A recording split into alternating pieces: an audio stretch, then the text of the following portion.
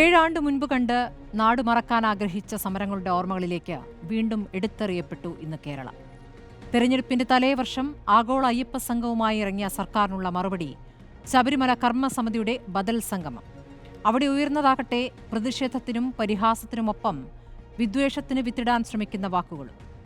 വാവരെ തീവ്രവാദിയെന്ന് mic കെട്ടി വിളിച്ചു പറയുന്നത് പതിറ്റാണ്ടുകളായി വാവരെ കണ്ട് തൊഴുത് മല ചവിട്ടുന്ന അയ്യപ്പന്മാരോടാണെങ്കിൽ പറഞ്ഞവർക്ക് തെറ്റി. പലകുറി പലരാൽ പറഞ്ഞിട്ടും ഈ നാട് തള്ളിക്കളഞ്ഞിട്ടുള്ളതാണ് ആ വിദ്വേഷവാദം. സർക്കാരിനെ ഹിന്ദു വിരുദ്ധരെന്ന് വിശേഷിപ്പിച്ചിട്ടുണ്ട്. 7 മാസം മുൻപ് ഇതേ വാക്ക് കോൺഗ്രസിന് ചാർത്താൻ ശ്രമിച്ച കർണാടകയിലെ യുവനേതാവ്. മറ്റൊരു പടി കൂടി പറഞ്ഞ് ബ്രാഹ്മണ ഫോബിയയും പ്രയോഗിച്ചിട്ടുണ്ട് തമിഴ്നാട്ടിൽ നിന്നെത്തിയ സംരക്ഷക നേതാവ്. പന്തളത്ത് നടന്നത് ശബരിമല സംരക്ഷണമോ എന്നതാണ് സംഗമാനന്തരം ഉയരുന്ന ചോദ്യം. പന്തളത്ത് പടയും